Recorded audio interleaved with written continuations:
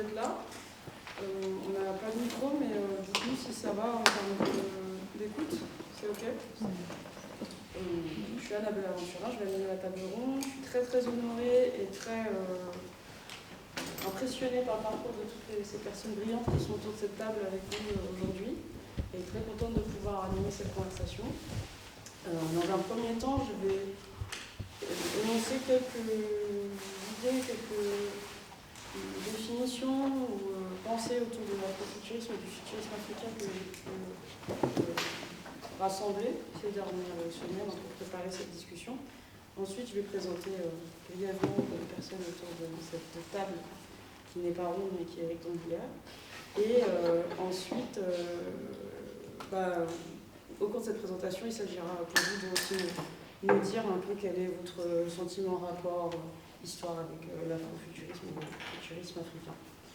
Du coup, pour commencer, je voulais parler de cette phrase que j'ai lue dans un article qui parle de l'Ougandais Ali Ibrahim et des Nigérians Tolu Olowo Foyeku et Fikayo Adeola en 2017, qui sont donc 3 personnes à l'origine de Iwaju, une série de science-fiction animée africaine produite par Disney, et qui se confie à la BBC et qui dit cette phrase suivante: il n'y a jamais de noir dans la science-fiction, donc par déduction, pas de noir dans le futur.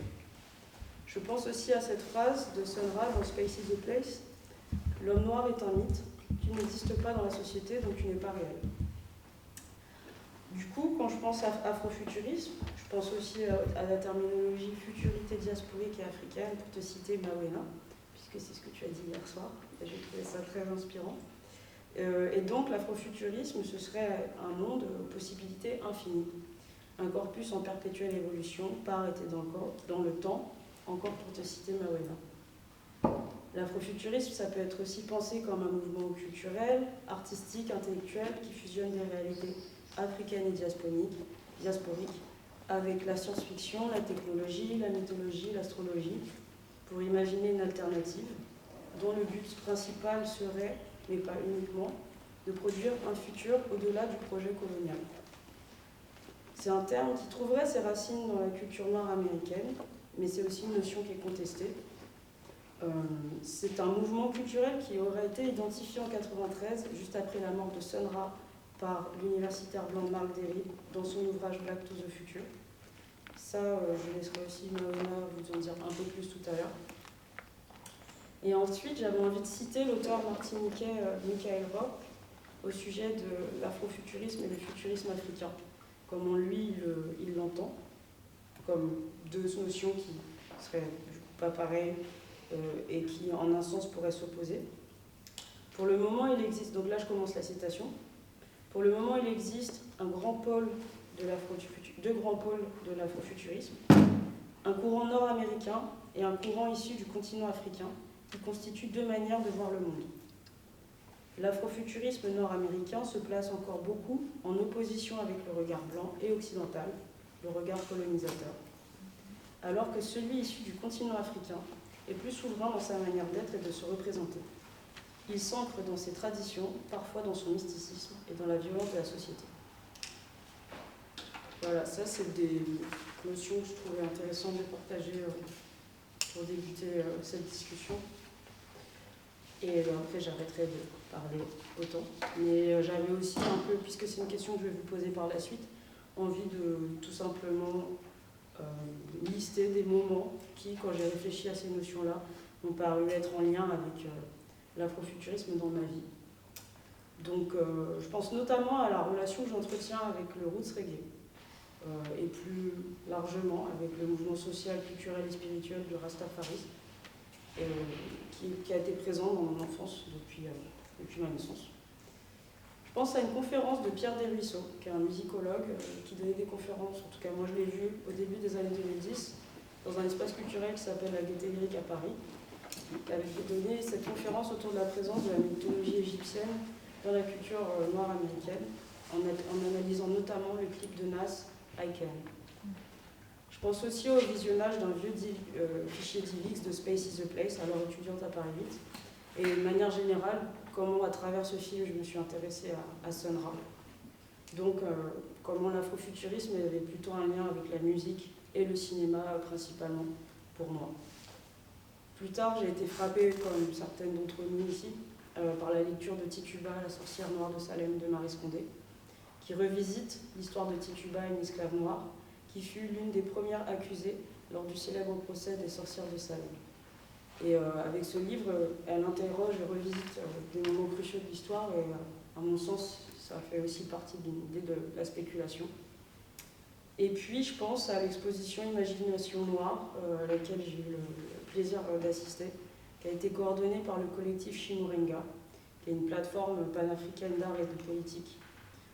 Et d'ailleurs, exposition à laquelle a collaboré Pascal Obolo, présente avec nous, et qui se construisait autour d'imaginaires radical noirs francophones, en essayant de créer une énorme cartographie géante au sein même d'un lieu tout aussi grand qu'est la Bibliothèque publique d'information à Paris.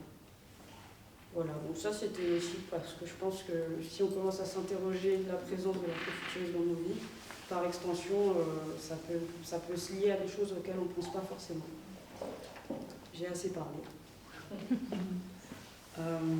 Et du coup, j'ai, comme je l'ai dit tout à l'heure, l'honneur d'animer cette conversation avec 4 personnes brillantes. Donc à ma droite, Lorraine Safou, écrivaine afroféministe, autrice d'un corpus foisonnant de romans young adultes, d'albums jeunesse, BD, scénariste et créatrice d'histoires audio dans la trilogie Nos jours brûlés. Il faut savoir que j'ai le tome 1 avec moi si vous voulez consulter après. Tu as créé le blog Mrs. Roots en 2013 pour se poser en tant que femme noire française et passionnée de littérature la question de pourquoi tu ne te vois pas représentée. Et tu te demandes comment trouver des ressources pour changer ça via la littérature comme un outil de guérison qui légitime une expérience via l'afroféminisme. Voilà, donc merci Laura d'être avec nous. Et du coup, tu seras la première à essayer de répondre à cette question. La présence de la femme féministe dans ta vie, qu'est-ce que c'est, quelles sont tes aspirations, enfin, si tu as envie de donner aussi une définition, enfin voilà, c'est une question assez libre, mais... Afrofuturisme, pardon. Ok, il n'y a pas de souci. Alors déjà, bonjour. Je pense que l'afrofuturisme, déjà, ça a été un territoire littéraire où déjà j'ai rencontré beaucoup de femmes noires, dont Mawela d'ailleurs, où en fait le fait de se penser dans le futur, c'est aussi interroger son présent. Et pour avoir fait en fait une filière littéraire où la présence des personnages noirs était uniquement via les classiques français, dans des postures de personnes esclavisées, ou absents, ou invisibilisés, ou stéréotypés. Donc en fait, le terrain littéraire, c'était aussi comment on sort de références coloniales, occidentales, pour se penser autrement. Et pour moi, ce mouvement artistique qu'est l'afrofuturisme et ce mouvement de pensée, c'était une ouverture sur ça. Et en fait, du coup, je me suis retrouvée à l'investir avec Nos jours brûlés, donc qui est une trilogie young adulte, où on suit en fait, ça se passe en 2049, et on se retrouve dans une société où le soleil a disparu. Et donc l'héroïne est de cette génération qui n'a jamais connu le soleil, ni les saisons ou quoi que ce soit, là où sa mère lui parle de c'était mieux avant, à l'époque, où il y avait les soleils, et puis le rapport au territoire était complètement différent. Or, la génération d'Elika, tout le monde reste prostré dans sa ville autour de la lumière, et donc on a un capitalisme qui a muté autour des lumières, etc., etc. Et donc la mère d'Elika trouve qu'il y a un moyen, une solution de ramener le soleil, c'est de se rendre dans une cité perdue au Cameroun. Et en fait, ce qu'elles vont découvrir dans cette quête, c'est que l'origine de la disparition du soleil n'a rien de scientifique, qu'elle est en fait mystique et mythologique.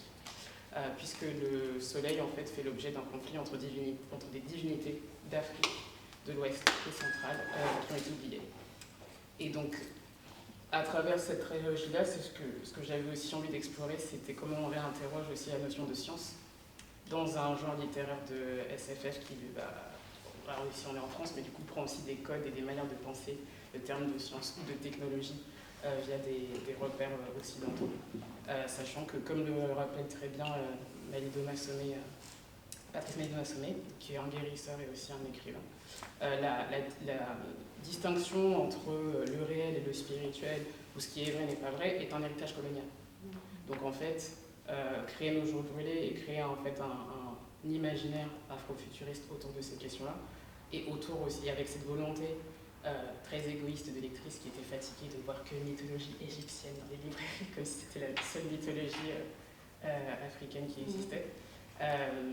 C'était aller à la rencontre aussi de d'autres divinités d'Afrique francophone. Et j'insiste sur le fait de parler de divinité francophone parce qu'aujourd'hui, même si on a des travaux incroyables comme ceux d'Octavia Butler, comme ceux de Nnedi Okorafor, comme ceux de N.K. Jemisin, l'anglais fait que les références sont souvent des références à des divinités ou des déités d'Afrique anglophone. Donc il y avait aussi ce territoire en fait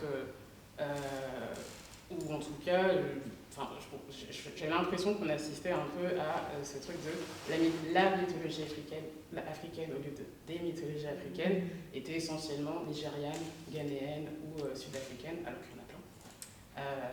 Et que l'accès en plus des productions de futuristes africaines n'était pas égal sur le marché français aussi. Bref, tout ça c'est le contexte qui m'a poussé à faire Nos jours brûlés.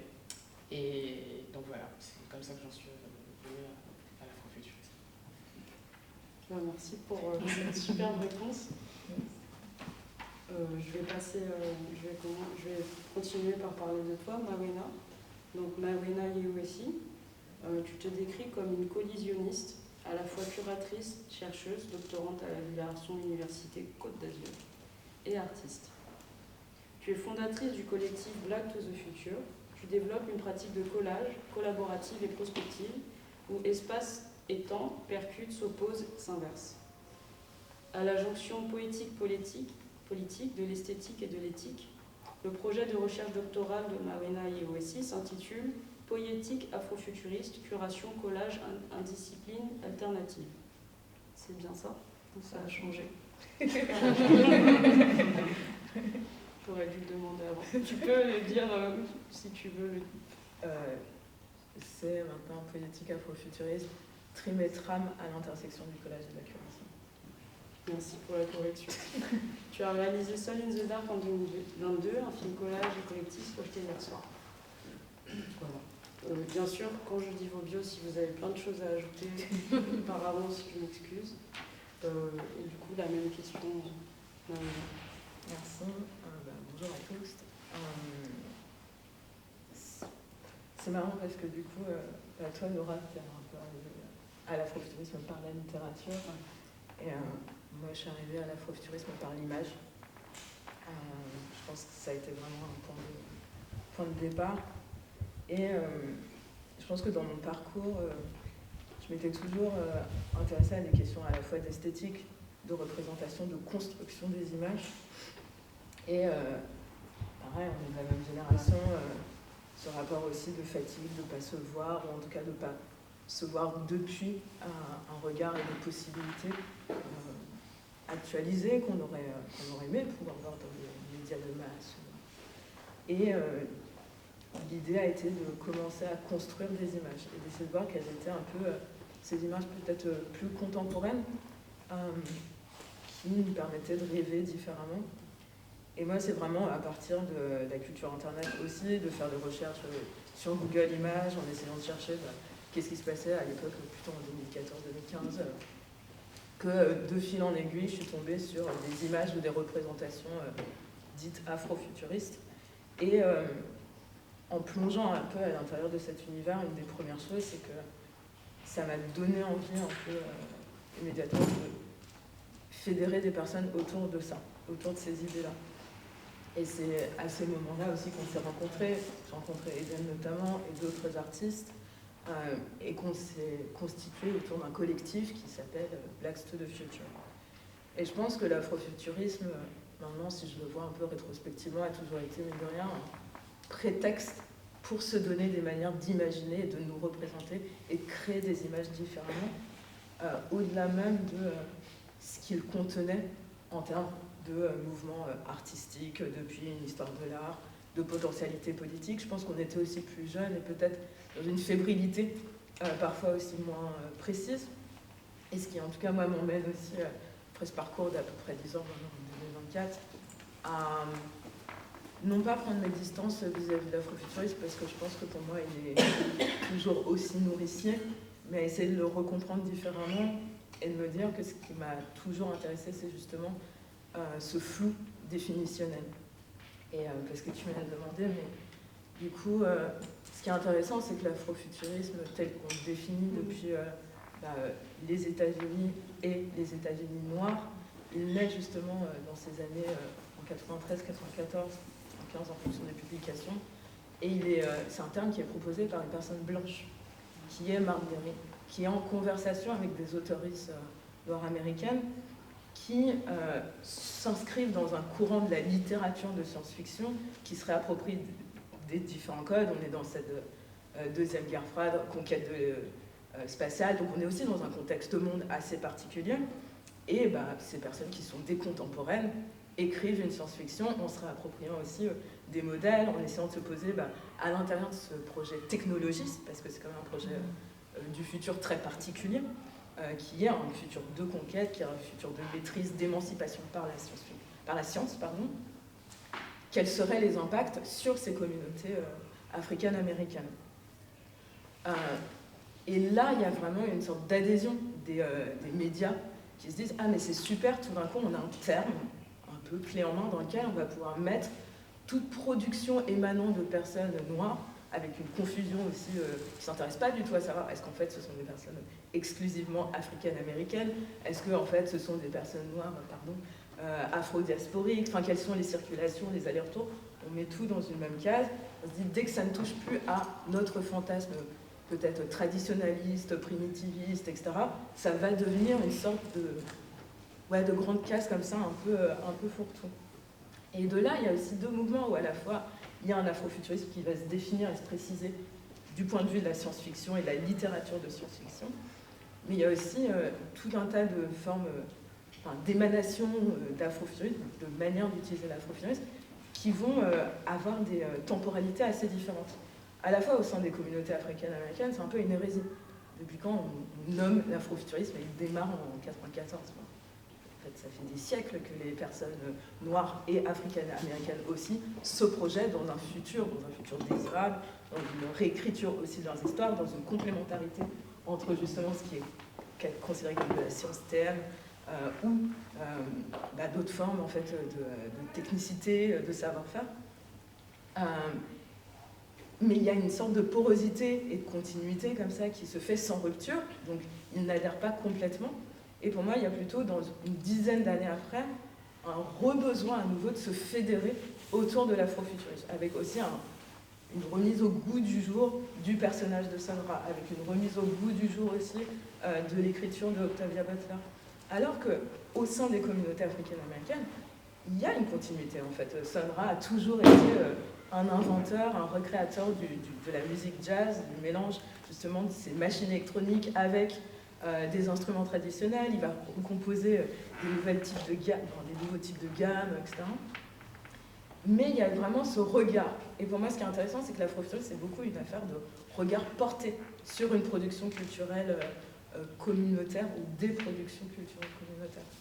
Et moi, je crois que ça, c'est aussi quelque chose qui m'intéresse. Et à l'intérieur du collectif, on n'était évidemment pas à ce niveau de réflexion.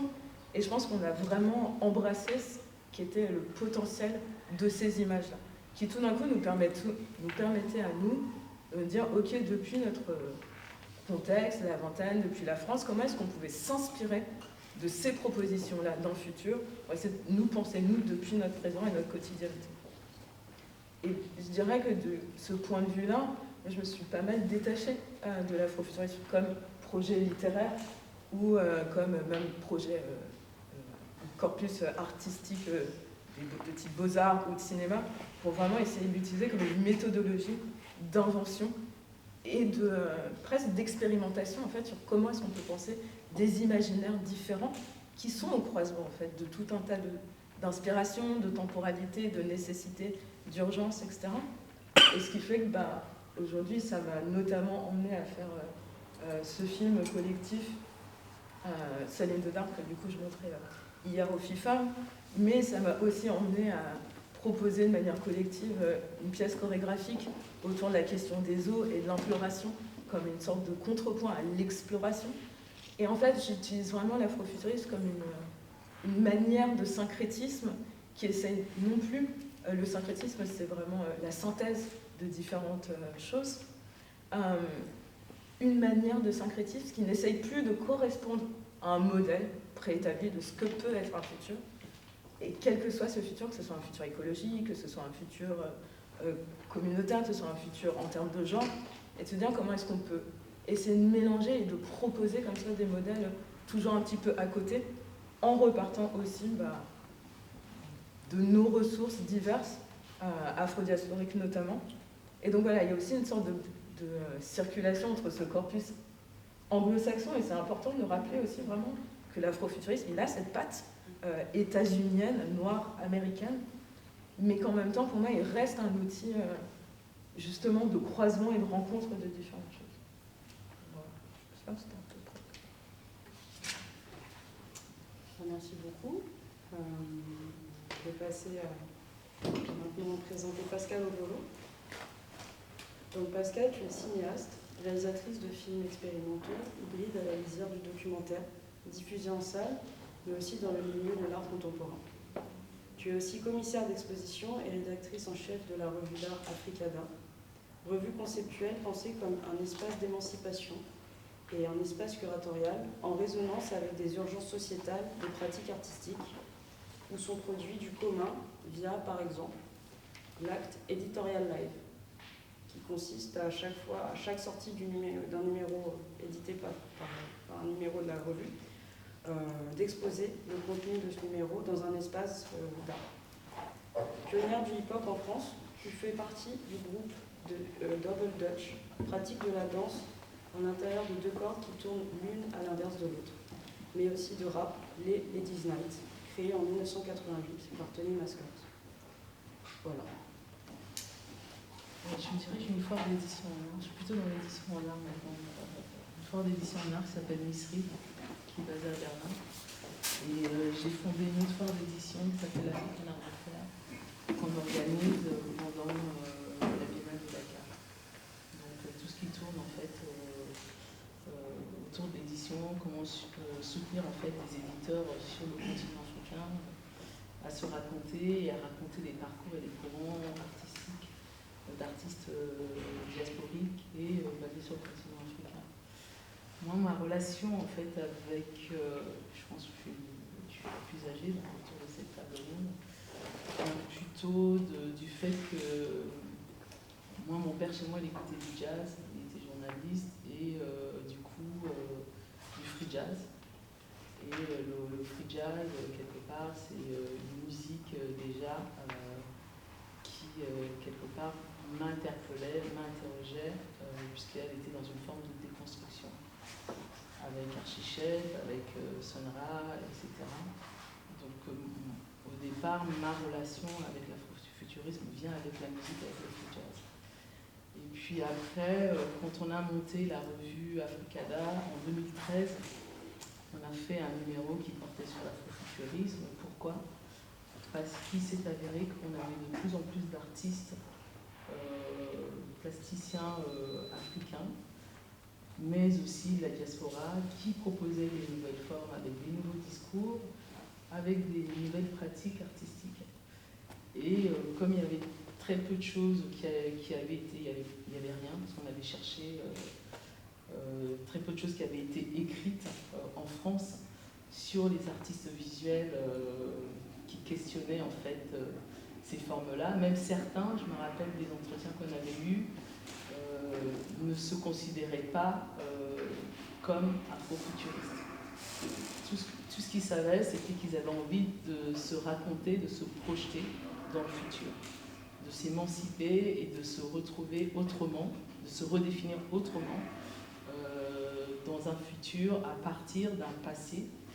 Et du coup, toutes ces nouvelles formes-là, on trouvait ça tellement riche tellement intéressant qu'on a fait ce numéro en 2013 sur l'afrofuturisme, et après on a fait une programmation où on a invité des musiciens et ces artistes-là autour, comme je disais, l'acte éditorial d'une exposition, et après l'exposition a tourné.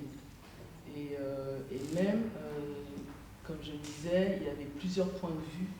Il y avait du point de vue des artistes qui étaient sur le continent africain, qui n'utilisaient pas ce terme, et il y avait aussi les artistes de la diaspora. C'était plutôt les musiciens, je dirais, et les écrivains qui connaissaient en fait l'histoire de l'afrofuturisme à partir des États-Unis, qui se revendiquaient et se définissaient à partir de ce terme-là. Mais pour les autres, il y avait juste une conscience et une envie de se dire, d'une manière aussi, de s'affirmer politiquement, avec tous les discours ambiants aussi qu'il y avait à l'époque, où tu avais Sarkozy qui disait que l'homme africain n'était jamais rentré dans l'histoire, donc ça voulait dire qu'il n'était pas rentré, ne pouvait pas se projeter dans le futur. Donc il y avait une volonté politique de se dire aussi, de se décrire et de se penser dans ce futur. Et donc du coup on a fait ce numéro, mais parallèlement, comme moi je venais du cinéma, et le cinéma sur le continent africain, étant donné que 99% des financements venaient de l'Europe, donc beaucoup de sujets qui étaient traités par les cinéastes africains, en fait étaient quand même très orientés. Il y a eu toute une période où on a appelé le cinéma qui était produit uniquement, les histoires se passaient que dans les villages. Et on se demandait pourquoi dans le cinéma africain on ne voit pas des films qui se passent, dont les histoires se passent dans les grosses capitales africaines, etc. Pourquoi la majorité des films de la période des années 80-90 se déroulent, même avant 70, tous se passent en fait dans les villages. Parce que c'était aussi la France qui finançait ces films-là. Et quand tu arrivais avec une histoire, avec un scénario, une histoire contemporaine qui se passait en ville, ou même future, ou même des films de genre, parce qu'il y a des cinéastes qui ont essayé de faire des films de genre, mais on te refusait, on ne te subventionnait pas. Il y avait vraiment des thématiques où on disait, voilà, si tu fais des films qui racontent telle histoire, il y a des budgets à gogo. À un moment donné, quand il y avait le sida, il fallait dire que le sida venait d'Afrique, il y avait beaucoup de financement pour les cinéastes africains qui racontaient ce type d'histoire-là. Donc il y avait quand même un récit qui était contrôlé, qui était toujours contrôlé par l'Occident, puisque l'argent des financements du cinéma à cette époque-là venait de ces territoires-là.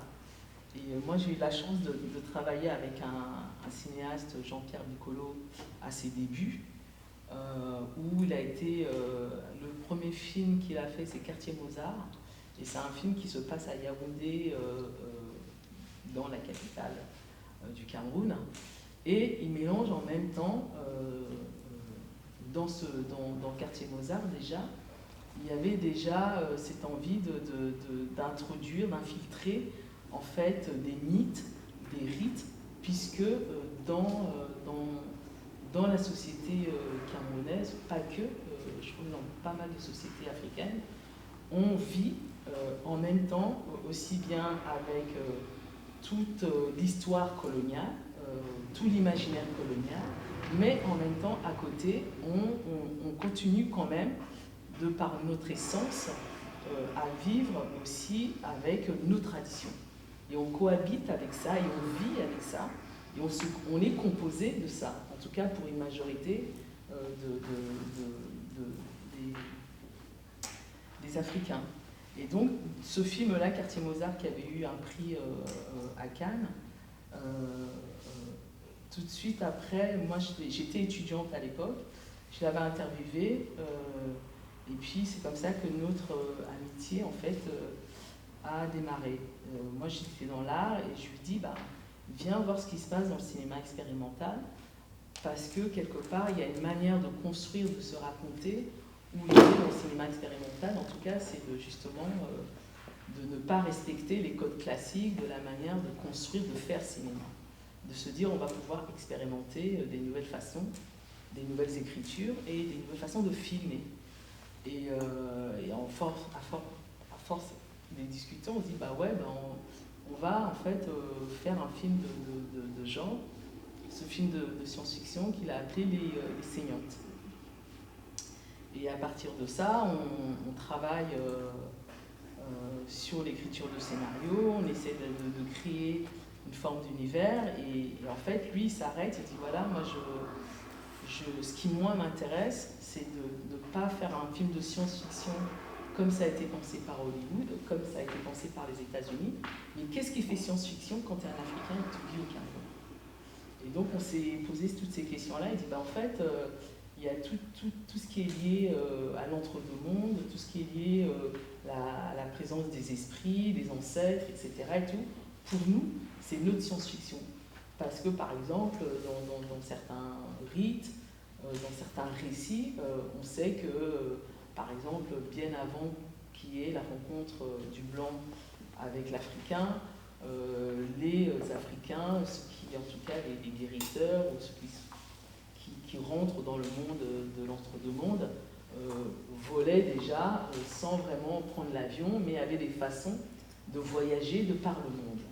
Et donc on est parti en fait de tous ces mythes, de toutes ces pratiques, de toutes ces traditions, pour pouvoir en fait penser ce film-là et se dire voilà, on ne va pas forcément utiliser des effets spéciaux, on ne va pas forcément aller dans la Lune, ou prendre une fusée, etc. Et tout, mais on va voyager par l'esprit. Et en fait, on a fait ce film-là, et après, le film, il a voyagé, il a eu des prix partout, il est rentré dans la collection de la MoMA, dans les films classiques, il y a des thèses qui sont écrites sur ce film-là, et la question justement, de cette question de définition d'afrofuturisme, effectivement, moi je fais la différence, mais même dans le numéro en 2013, on a fait la différence entre effectivement le concept, le courant, le mouvement qui a été fondé aux États-Unis et comment les Noirs, des gens de la diaspora hors états-uniens, pouvaient se projeter dans le futur, pouvaient se penser dans le futur et se raconter dans le futur. Et quel était ce futur-là? Et l'idée, ça a toujours été d'être dans cette forme de comment s'échapper, comment s'émanciper de l'impérialisme américain. Et c'est un peu ce qui, moi, m'intéresse et que je trouve assez intéressant, parce qu'aujourd'hui, il y a des débats sur le continent africain. C'est vrai que l'Afrique anglophone a beaucoup écrit, a beaucoup, en tout cas, même d'une manière plastique, sur les plans photographiques, sur le plan des installations, a beaucoup produit sur le mouvement et ce courant d'afrofuturiste. Mais il y a toute une génération de jeunes artistes. Moi, je parle plutôt du côté plutôt de l'art contemporain, de jeunes artistes qui produisent, même avec l'intelligence artificielle, des mondes du côté de l'Afrique de l'Ouest, etc., qui sont tout aussi riches, tout aussi intéressants, etc. Mais c'est vrai que moi, mon travail, c'est toujours de regarder avec un regard décolonial, même la question de l'afrofuturisme.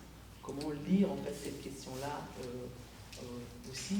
Et c'est pour ça que, par exemple, quand on a fait un autre projet, c'était je crois que c'était pendant le Covid, toujours avec Jean-Pierre, sur Funban et Wakanda, qui était une grande critique du film Black Panthers, en disant que ce film-là a été vu par les Afro-Américains qui ont pensé le futur à la place des Africains. Et du coup, cette idée d'être perpétuellement dans le rêve de l'autre, c'est-à-dire que les Africains sont toujours dans le rêve de l'autre, c'est-à-dire que ça soit pendant la période coloniale, où on a grandi, vécu, on s'est pensé dans cet univers colonial, Et ben, l'idée c'était comment sortir de ce cauchemar ou de ce rêve de l'autre qui a été et là pour le coup Black Panther c'était exactement la même chose, c'est-à-dire que c'est les Afro-Américains qui pensent à la place des Africains, le futur du continent africain, et avec beaucoup de défauts, etc. Et donc c'était un espèce de projet un peu pluridisciplinaire, et on a fait un film, on a produit une exposition, on a fait une programmation de performance par rapport à cette problématique-là. On était parti en fait toujours pareil du roi Njoya qui est un vrai roi, c'est-à-dire qu'avant qu'il y ait la rencontre avec l'Occident, avec le blanc au Cameroun, c'était des royaumes. Et il y avait un roi qui existe toujours, le roi Njoya, et qui a inventé une écriture. Et d'ailleurs, c'est pour ça qu'il a été beaucoup persécuté, en fait, aussi bien par les Allemands et après par les Français. Et en faisant des recherches, on s'est rendu compte que cette écriture-là, du roi Njoya, qu'il avait inventée, émanait, par rapport à certains chercheurs, pensaient et disaient qu'en fait, cette écriture avait peut-être aidé à penser le langage algorithmique. Donc on est parti en fait de ça pour pouvoir en fait produire en fait ce film. On avait un accord avec le roi, on devait faire une installation et l'exposition dans la cour royale à Fumban. Et en fait, ce qui s'est passé, c'est que le roi est venu pendant le Covid se faire vacciner en France et il est mort une semaine après. Et du coup, quand son corps a été rapatrié au Cameroun, donc du coup, on a rechangé en fait le scénario du film. Et le film, en fait, on a commencé à suivre la cérémonie d'enterrement du roi, qui était vraiment, tu avais l'impression d'être dans un espèce de film afrofuturiste, et qui en fait qui dure 15 jours avec beaucoup de rites et pour pouvoir aussi élire le nouveau jeune roi qui allait prendre cette place-là. Et du coup, le film a évolué comme ça en fonction, en relation avec ces accidents-là, et on a produit une espèce de forme avec un espèce de clavier. On a construit un énorme clavier géant, et dans ce clavier géant, on avait remplacé par l'alphabet du roi Njoya, et à chaque fois qu'on appuyait sur une lettre, en fait, il y avait toute l'histoire et le film qu'on avait en fait produit sous forme de séquence. Donc c'est un peu ce que j'avais envie de partager un peu avec vous, mais c'est vrai que ce qui m'intéresse, c'est de lire et d'essayer de comprendre en fait les différentes pratiques et courants, et comment elles s'opèrent et comment les lire sous le prisme décolonial. Merci, c'était passionnant. Sinon, demain, il y a une projection d'un des films. De toute façon, la programmation, elle est jusque mercredi soir, la programmation afrofuturisme et futurisme africain. Merci. Merci aussi pour toutes ces perspectives sur le futurisme africain.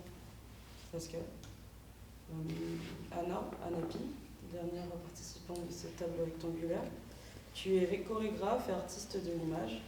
Tu développes une recherche sur les danses afro-diasporiques et urbaines, travailles comme danseuse contemporaine et pédagogue, et tes pratiques se tissent à travers l'acte de voyager. Tes travaux transdisciplinaires se situent notamment entre les notions de transit, de déplacement, d'appartenance, de superposition, de mémoire, de couleur et de gestes ordinaires.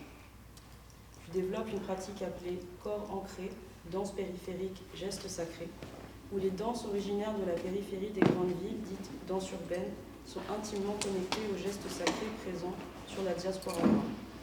Encore une fois, s'il y a des choses à ajouter...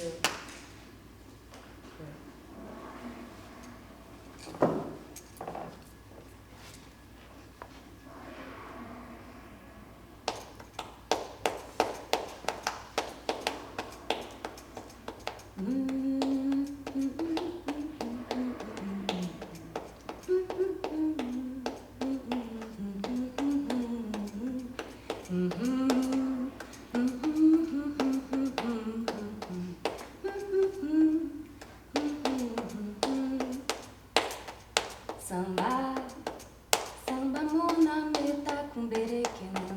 Samba oh, samba mona meta kumberekena. Samba, samba mona meta kumberekena.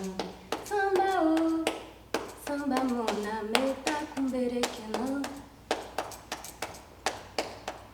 Ce rythme est un rythme qui a voyagé. Et comme vous avez pu reconnaître, samba est devenu la plus grande manifestation populaire au Brésil. Mais avant d'être une manifestation populaire et un rythme, c'est le nom d'une divinité, la divinité des eaux salées.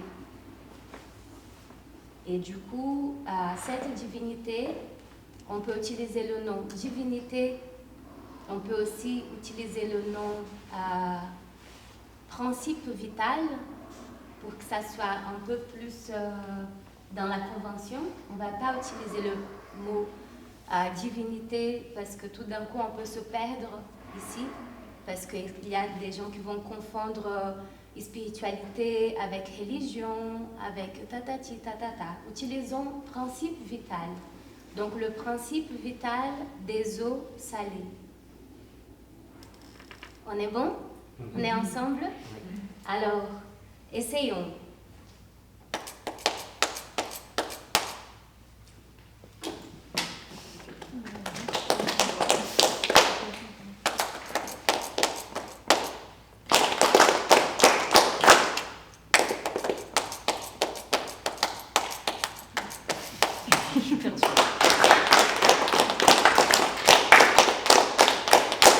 Donc là, on a un code pour dire qu'on est en sécurité. D'accord? On peut parler et on va parler comme ça. On a plusieurs langues. On ne peut pas utiliser ces langues. On ne peut pas utiliser nos noms. On ne peut pas dire à quoi on croit. Donc on va faire le humming. Et comme ça, on va amener cette cosmologie jusqu'à ce temps qu'on va appeler le temps présent.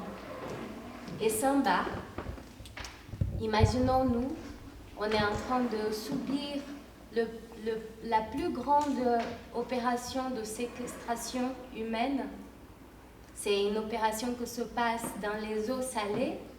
Si on a envie de prier, on va prier pour qui?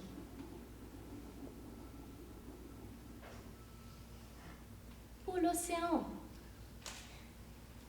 On ne va pas prier pour le Jésus, ou les doigts, les trucs. Non, on ne va pas prier pour une figure humaine dans la plus grande opération de déshumanisation qu'on connaît, n'est-ce pas? Donc on va prier l'eau salée. Et on va arriver et on va amener cette façon de croire, cette cosmologie, et dans ce territoire qui maintenant on le connaît sous le nom de Brésil, et on va tenir ça et ça va devenir la plus grande fête du monde. Ça s'appelle le carnaval du Brésil, avec ce défilé, avec des formes rondes dans les villes, etc., etc.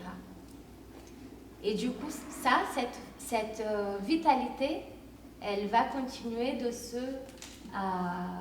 s'imposer, d'être désobéissante, profondément désobéissante, et la vie, elle va continuer. Et pour qu'il y ait du futur, il faut que la vie continue. Ça, c'est une différence pour moi vis-à-vis de la projection on nous impose toujours, une imposition apocalyptique, et tout ce qui vient d'autres lieux de visualisation, de projection, de cosmologie, et on va être toujours à se rappeler que la vitalité, elle est là et elle existe. Et du coup, je pense que l'afrofuturisme arrive comme mot dans ma pratique assez tardivement. Je pense que tout en arrivant très tardivement, ça a été un choc. Ça a été waouh, comment ça se fait que j'ai déjà cet âge et que je comment ça se fait que je n'étais pas en train de savoir que tous ces gens existaient, Ok, respire. Mais en fait, il était déjà là. Il était déjà là parce que s'il n'était pas là, je ne serais pas là non plus. S'il n'y avait pas de samba, il n'y aurait pas de moi. Donc, je suis née au Brésil, ce grand territoire africain diasporique de l'autre côté de l'océan Atlantique. On est un pôle, on préserve une cosmovision de façon assez combative. Et cette cosmovision nous amène à des projections qui sont, comme mes collègues ont dit, spirituelles. Tout d'abord, c'est de ça qu'on est en train de revendiquer. On est en train de revendiquer nos esprits et vos esprits, parce que notre art, elle est profondément connectée au fait qu'on soit vivant d'un point de vue spirituel. On est vivant spirituellement parlant. Tout le monde est là, vos esprits sont là, tu as ton esprit, les esprits sont vivants, c'est de ça qu'on parle. Et à part ça, on parle aussi de la physicalité. Et c'est pas genre, ce n'est pas genre je visualise un corps qui n'a pas de corps. Non, je pratique le corps. Je transpire. Je saute avec une corde qui va d'un côté et de l'autre comme Pascal. On danse, on saute, on tape dans les mains. Vous vous souvenez du rythme? Il faut se souvenir du rythme pendant une traversée. Qui tu as les mains attachées, comment tu fais pour te souvenir des rythmes? Vous vous rendez compte? Plus de 5 mois de traversée, je veux dire, et il faut se rappeler. Donc on revendique la mémoire, on revendique l'oralité, on revendique tout ça pour être dans le futur, dans la futurité aussi. Et puis, on est toujours en train de... Enfin, c'est intéressant d'être, du coup, brésilienne, parce que, du coup, même en étant américaine, parce que le Brésil, c'est les Amériques aussi, j'ai l'impression qu'on a... comme on n'est pas impérialiste, enfin, fortement impérialiste comme les États-Unis peuvent être, et encore plus paraître... Et il y a quelque chose qui est très humble vis-à-vis du continent africain. Et le continent africain a toujours été pour nous un endroit de mirage, un endroit pour lequel on garde un lien profond. Et qui tout d'un coup, quand on a l'opportunité de revenir et qu'on mange, on reconnaît les goûts sous la langue et on est waouh. C'est genre, oui, c'est vrai, on est dans le futur et on a continué d'être vivant. Donc, l'afrofuturisme est, je dirais au pluriel, les afrofuturismes. Pour moi, je suis intéressée par tous, du mainstream au plus impopulaire. Je trouve qu'on est dans un endroit où, après tout, on est aussi en train de disputer la timeline, la ligne du temps.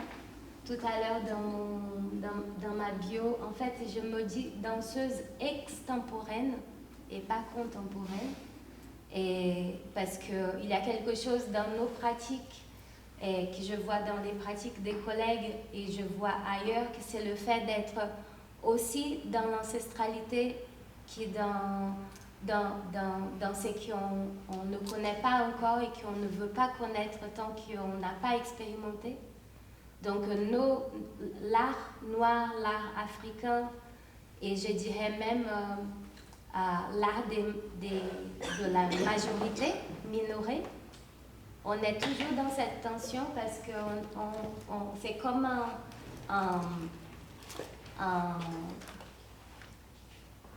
une archer tirée et on a juste une flèche.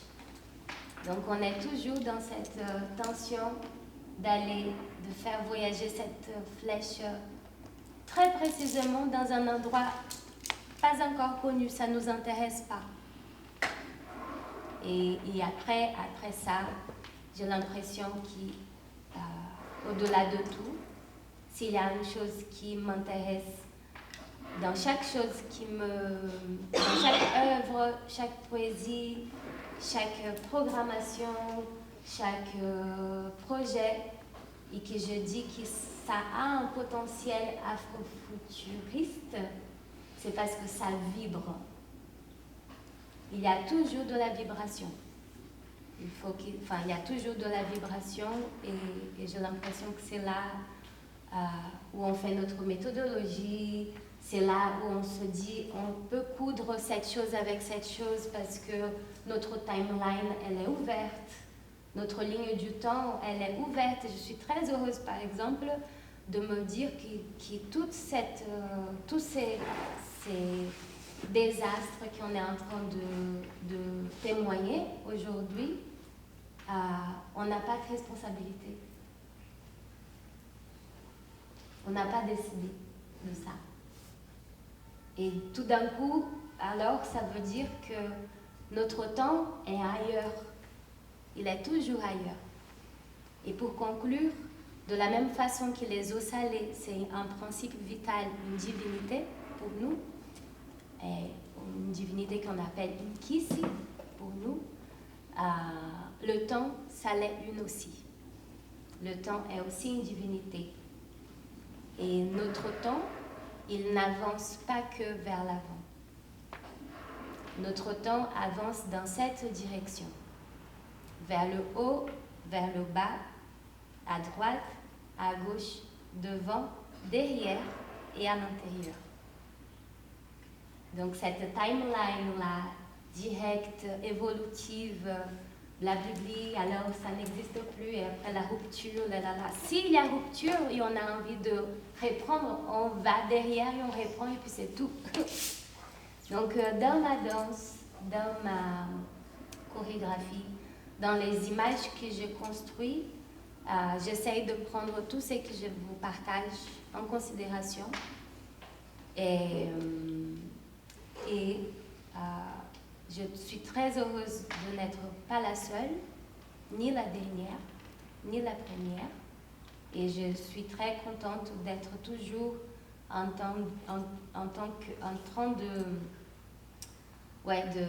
de sentir que va faire un écho dans un endroit, tac, et après on revient. Donc c'est un futur comme ça.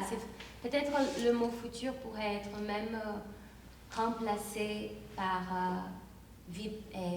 vitalité, vibration. Enfin, c'est une façon de vivre et qui parfois se camoufle par des raisons économiques, institutionnelles. Parfois peut être très, très, très ancré dans le sol, avec les graines, avec les enfants, avec les vieux. C'est adressé à tout le monde, c'est pas adressé qu'à notre vie adulte opérationnelle. Donc il y a plein de choses. C'est abondant. Ça fait plaisir. Merci. Alors juste, parce qu'on parle de temps, il est 15h06. A priori, on a commencé à quart. Je ne suis pas maître du temps, mais j'aimerais bien... J'ai deux questions que j'aimerais poser, mais j'aimerais aussi que vous ayez du temps pour poser des questions. J'ai une question qui va plus porter sur le langage, le vocabulaire, et une autre qui va plus porter sur l'utilisation, la présence des archives ou les archives manquantes à l'intérieur de vos travaux. Je vais me lancer sur celle en lien avec les archives. En commençant par citer, non pas par citer, juste en parlant de l'autrice nord-américaine Saidiya Hartman, et en citant ce qu'elle appelle la critical fabulation, qui lui permet de donner une part de fiction à des archives photographiques, mais aussi en pensant à Donna Haraway, qui mobilise l'expression, qui elle est une autrice blanche américaine, qui mobilise l'expression de speculative fabulation pour penser la portée critique et créatrice des récits. Ma question donc porte est la suivante. Dans vos pratiques, travaillez-vous à partir d'archives ou à partir d'archives manquantes? Et si oui, qu'est-ce que cela permet comme spéculation dans le récit que vous voulez fabriquer?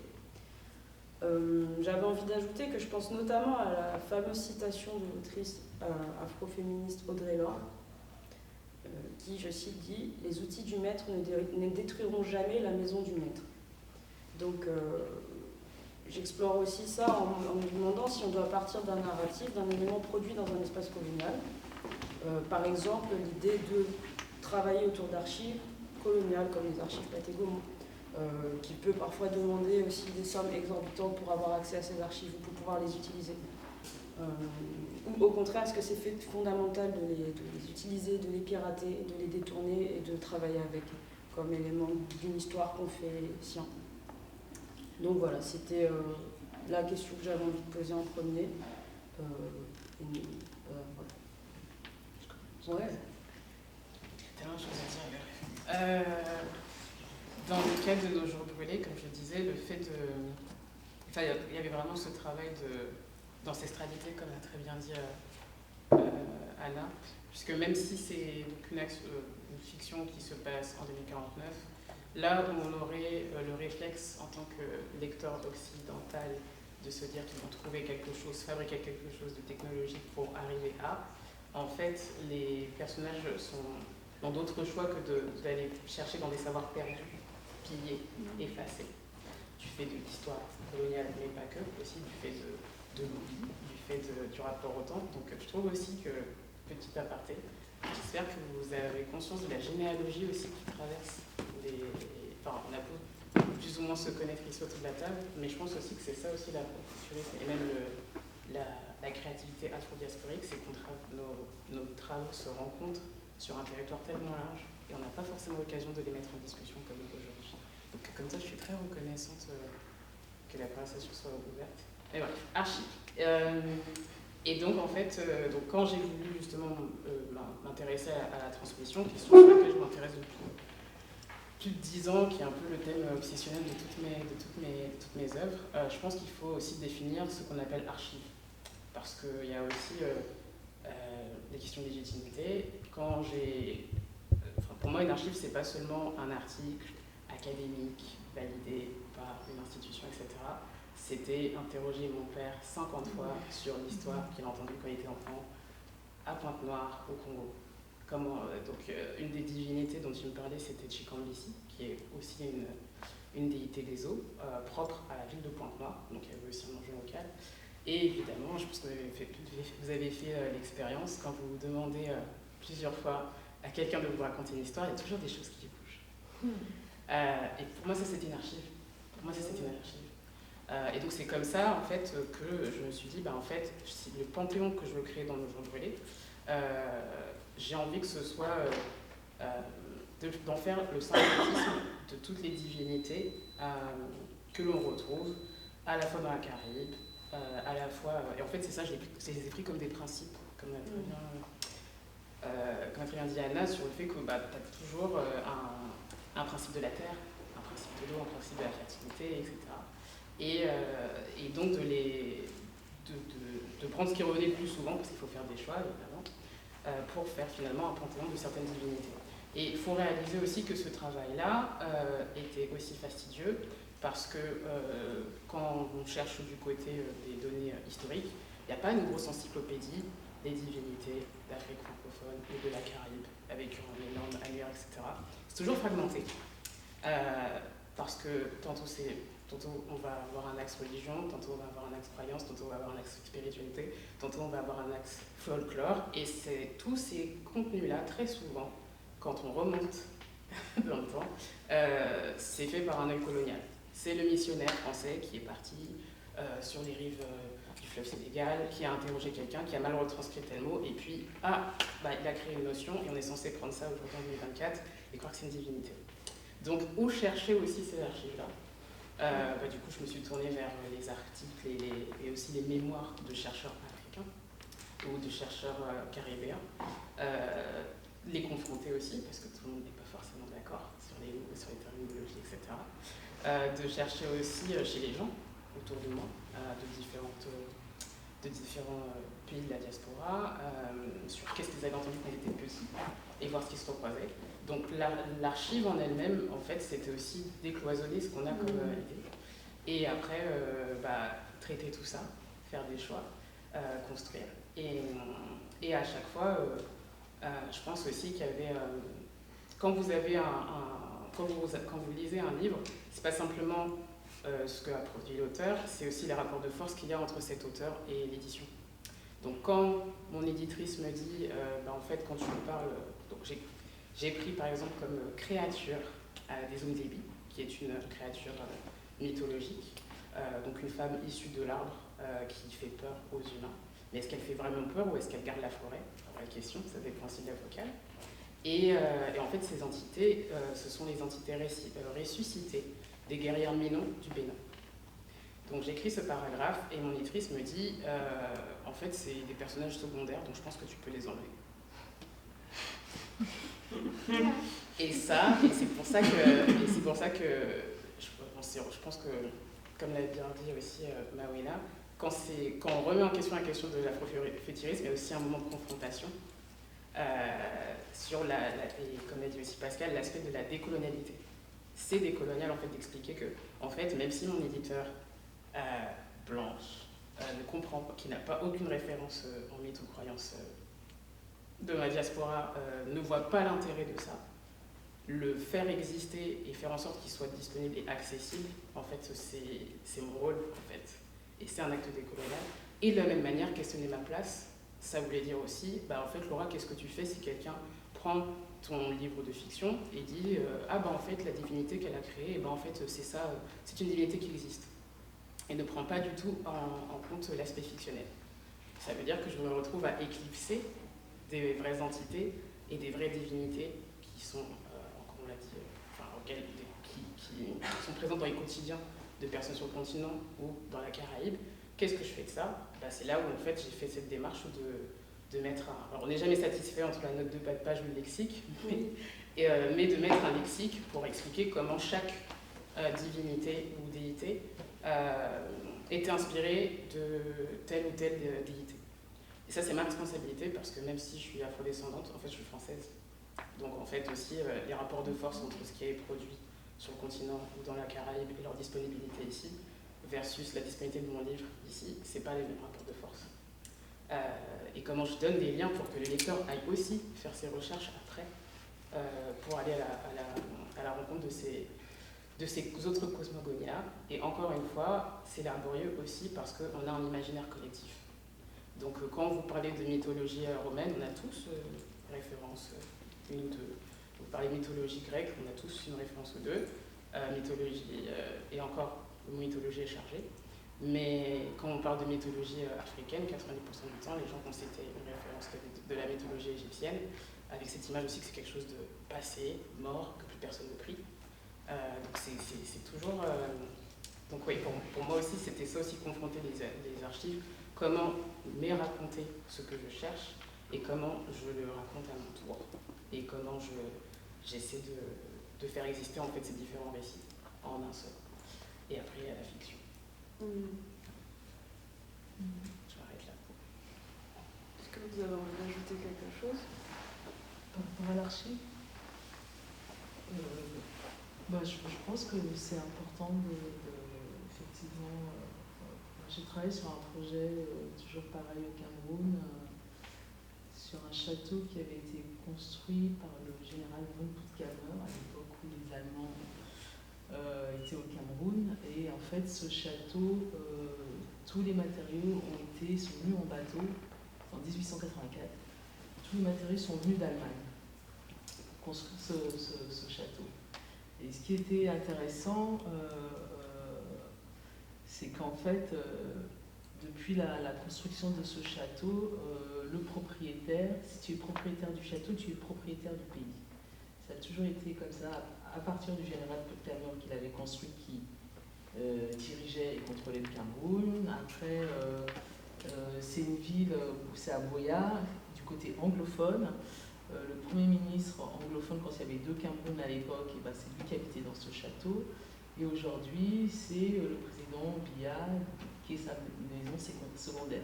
Donc, c'est-à-dire que tu es président du pays, donc forcément, tu es propriétaire de ce château. Et donc, j'ai commencé à faire de la recherche par rapport à ça. Et il y avait très peu de choses. La plupart des choses étaient à Berlin, dans l'institut d'archives de Berlin. C'est là j'ai retrouvé un film qui montrait en fait l'intérieur du château, parce qu'à l'époque, quand je faisais des recherches, comme c'était la maison secondaire du président, on avait interdiction de photographier, interdiction de pouvoir visiter, interdiction de filmer, de s'approcher. Donc l'idée, c'était en fait comment travailler sur cette histoire alors que je ne peux pas m'y approcher. Donc effectivement, moi j'ai toujours considéré que les corps représentent une mémoire, donc une archive. Donc du coup, j'ai réécrit ma recherche pour retravailler à partir des fragments d'histoire des familles qui avaient été en relation en fait pendant la période coloniale allemande, parce que moi ma grand-mère elle avait vécu pendant la période coloniale allemande, elle parlait allemand, elle parlait pas français, et ses papiers étaient en allemand, et les gens qui ont travaillé dans ce château. J'ai retrouvé par exemple un cuisinier, j'ai retrouvé un jardinier. Du coup j'ai commencé en fait à les interviewer. Ça, en Allemagne, dans les archives en Allemagne, tu as trouvé cette documentation-là? J'ai trouvé que les films Okay. et les photos. Le reste, même quand j'ai voulu avoir accès aux films, on a refusé. Donc du coup, je ne pouvais même pas travailler sur le film à l'époque. C'est pour ça aussi que je suis retournée au Cameroun. J'ai rechangé ma recherche pour travailler sur les fragments de récits des familles camerounaises qui avaient été en relation avec le château et tout ce qui avait été autour du château, en considérant que ces corps-là étaient des mémoires et des archives. Et après, petit à petit, quand j'ai eu les fragments de récits, j'ai eu accès à certaines photographies des familles qui ont travaillé. Et du coup, avec l'Institut Goethe, j'ai monté un programme de films, de programmation de films, sur les films de propagande de l'époque, parce qu'en fait, les Allemands en fait, tournaient des films qui étaient plutôt des films de propagande pour expliquer aux Allemands en quoi c'était important de coloniser en fait, ces territoires, les richesses que ça pouvait rapporter, etc. etc. Et du coup, je me suis dit, je fais cette programmation. Du coup, l'Institut qui m'a refusé d'avoir accès à ce film, comme c'était l'Institut Goethe de Yaoundé qui demandait pour cet événement, du coup, ils ont accepté et j'ai pu avoir accès à ces films-là. Et pour la programmation de ce festival de films de propagande coloniale. Et à partir de là, quand j'ai eu accès à ces films-là, je me suis effectivement rendu compte que c'était une archive toxique. Comment on travaille sur une archive toxique, une archive de propagande? Justement, si tu pars à partir d'un postulat qui est déjà faussé, là ta recherche, quelque part aussi, va être en partie faussée. Donc j'en ai fait, j'ai travaillé en fait sur cette archive. J'ai refait un film à partir de l'archive. Et le film en fait démarre avec l'archive toxique et petit à petit, j'ai filmé en fait, j'ai refilmé les jardins. J'ai refilmé en fait, j'avais payé un garde pour pouvoir en fait pouvoir filmer d'en haut parce qu'il y a des espèces de caméras un peu partout autour du château. Donc c'est assez compliqué, mais c'est sur une montagne, donc tu peux te cacher dans la forêt avec une caméra longue vue, tu peux filmer en fait et photographier certains aspects du château. Et l'idée pour moi, c'était justement à partir de cette archive filmique, et j'avais aussi des bandes audio, de propagande, de reconstruire en fait, à partir des fragments de récits, une autre histoire, et de déconstruire l'archive toxique en refilmant et en travaillant sur les questions de surimpression d'images.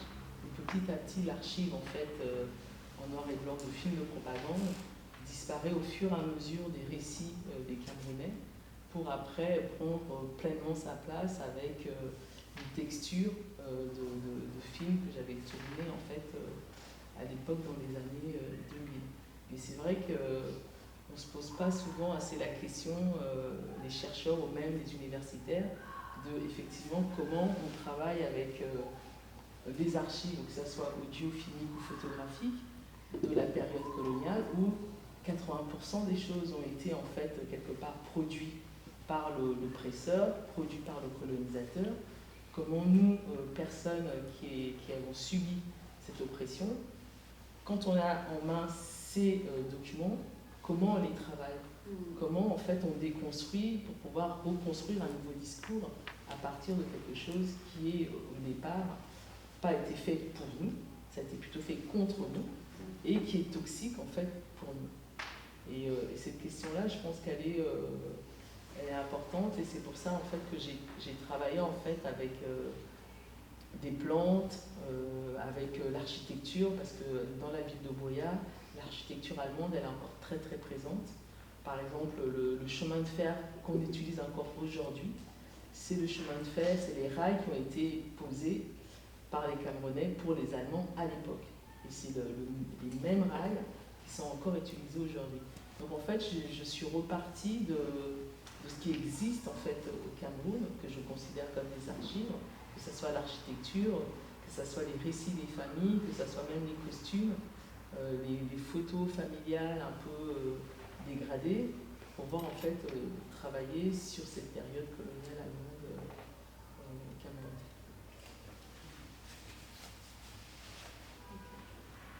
Tu voulais peut-être dire quelque chose? Bah, je pense que quand Pascal dit la question du corps, tout de suite, ça nous évoque à tous et à toutes cette importance de voir le corps en tant qu'archive, mais peut-être pas assez. Je pense que maintenant, s'il y a une chose que j'aurais à pointer, c'est qu'est-ce que l'ère Internet fait de nous, toutes et tous ici, et qu'est-ce que l'ère algorithmique elle fait de nous aussi. J'aurais plutôt J'aurais plutôt une petite anecdote à partager, parce que mon algorithme, je l'entraîne très objectivement depuis quelque temps, depuis que je vois qu'il faut l'entraîner parce que sinon il va me mettre la misère. et du coup, en fait, le projet qui certaines de vous pourront voir ce soir, parce que je danse un projet au Safran, à voir avec ce que la machine a travaillé pour moi. Donc, un jour, j'étais en train d'écouter de la musique, et en même temps, le fait d'avoir plusieurs écrans ouverts, YouTube qui te lance à un autre film, un autre truc, une autre vidéo, une autre musique, et tu continues, tu as des choses à faire, tu cuisines, et la machine continue, tu connais. Et YouTube décide de me dire: ah Anna, tu aimes bien Maya Deren, n'est-ce pas? Tu aimes Maya Deren et tu aimes le hip-hop. Attends, je vais faire une combinaison pour toi et tu vas tomber de ta chaise. J'ai dit: ah bon, YouTube, let's go. Et du coup, YouTube, je ne sais pas si on est 2014 par là, me met Divine Horseman, qui n'a pas été monté par Maya Deren. Donc, c'est vraiment c'est un scandale parce que Maya, elle était très fortement via le montage aussi, mais bon, elle était aussi avec son corps, la caméra, etc. Donc, Divine Horseman, les images de Maya dans les années 40 en Haïti, en train de naviguer via la danse ce pays qui est très très important pour nous, toutes et tous. Et à part Divine Horseman sans son, il me met du hip-hop. Et du coup, tu vois, je vous laisse faire. Comme ça, chaque personne va pouvoir mettre son morceau préféré de hip-hop. Je vous laisse naviguer Divine Horseman avec le hip-hop. Et qu'est-ce que ça donne? Ça donne qu'on est dans les années 40, théoriquement, le hip-hop n'existait pas. Mais le hip-hop existait toujours. Parce qu'il existait déjà. Et du coup, tout d'un coup, pour moi, la question de l'archive, elle a à voir aussi avec la question de la ressource et le fait de ressourcer, sourcer à nouveau et remettre à nouveau, je vais venir avec la vitalité, et en fait, voilà, j'ai l'impression, par exemple, que si ce n'était pas ces fameuses claves dans la main, ces rythmes, qui bien sûr, c'est pas que des rythmes, c'est des histoires, c'est des tititi, c'est des principes vitaux avec... une chose, c'est l'eau salée au bord de la plage. Une chose, c'est l'eau salée dans les profondeurs de l'océan que personne ne connaît jusqu'à présent. Une chose, c'est l'eau salée qui coule de vos yeux. Et l'autre chose, c'est l'eau salée qui coule de vos pores. Donc, ces principes vitaux, c'est encore, il nous dit, ah oui, la vie, c'est complexe. Enfin, l'air proche de la mer, l'air proche d'une salle dans un endroit fermé, bref. Donc, cette question de se ressourcer avec ça est un engagement physique. Et tant mieux qu'il n'y a pas dans les bouquins. Tant mieux que même en écrivant une note de bas de page, cette note de bas de page pourrait faire une thèse. Ça fait un film, mais ça fait toute une cinématographie. Et tant mieux, parce que du coup, je crois que nos archives débordent. Il y a quelque chose de débordant comme ça. Et je rejoins Laura dans le sens que c'est rare de se rencontrer autour d'une conversation qu'on peut déborder ensemble. Et en fait, ouais. Donc, par exemple, pour moi, et pour le travail que vous allez, certaines de vous voir, l'archive était le fait d'équilibrer de l'eau sur la tête. Ça, c'était mon premier archive. Donc, qu'est-ce que ça fait? Et du coup, tout d'un coup, on est renvoyé. Imaginez, les femmes, enfin, ça peut être des femmes, des hommes, toutes personnes confondues, avec de l'eau sur la tête. Donc, cette image, elle est plus qu'une image. Quand est-ce qu'elle revient? Quand est-ce qu'elle part? Où est-ce qu'elle part? Qu'est-ce que ça fait encore d'équilibrer de l'eau sur la tête? Donc, si vous faites le hip-hop plus Divine Horseman. Donc, ça, c'est aussi comment on travaille avec les archives. C'est génial quand il y a quelques traces écrites, je trouve. C'est génial quand on a des... Moi, j'adore, je ne sais pas vous, mais j'adore, par exemple, c'est cool, on est en train d'envoyer cette conversation, on est en 2024, caméra, on est là, on est à Amiens, on est vivant, il y a plein de choses qui se passent dans le monde, mais des choses qui sont renvoyées comme ça. J'en suis sûre que toutes nous ici, nous sommes en train de parler 2024, mais aussi en train de parler 2124, parce que c'est comme ça aussi qu'on envoie, ou on envoie, je ne sais pas, 1900 quelque chose. On est toujours en train de... Donc, il y a... Oui. Donc, ouais, c'est ce que tu disais aussi, du haut, du bas. Ouais. C'est comme quelque chose de circulaire qui ouais. Et du coup, le corps, il faut le faire transpirer. Là, c'est pour tout le monde. Il faut le faire. Ce n'est pas juste un exercice mental. Je pense que nos cosmologies, nos visions de futur, nos visions de la vie, elles ont toujours engagé le corps, les émotions, les sentiments. On est plein, on crie, on parle fort, on chuchote, on fait tout. Donc il y a quelque chose de très... Nos archives sont ça aussi. Des gestes qui tout d'un coup, j'en suis sûre que si je vais au Cameroun et après avoir été en Haïti, il l'eau sur la tête, je vais dire ok, je suis à la maison. Tu vois, donc il y a quelque chose qui n'est pas que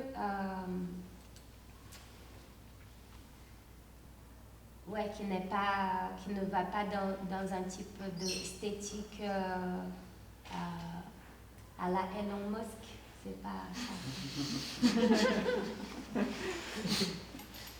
En même temps, ce que je trouve intéressant aussi, le fait de ne pas pouvoir avoir accès à des archives, parce qu'on nous donne difficilement, quand on est un chercheur issu des minorités, pour pouvoir avoir accès facilement en fait à des archives pour pouvoir travailler sur notre histoire.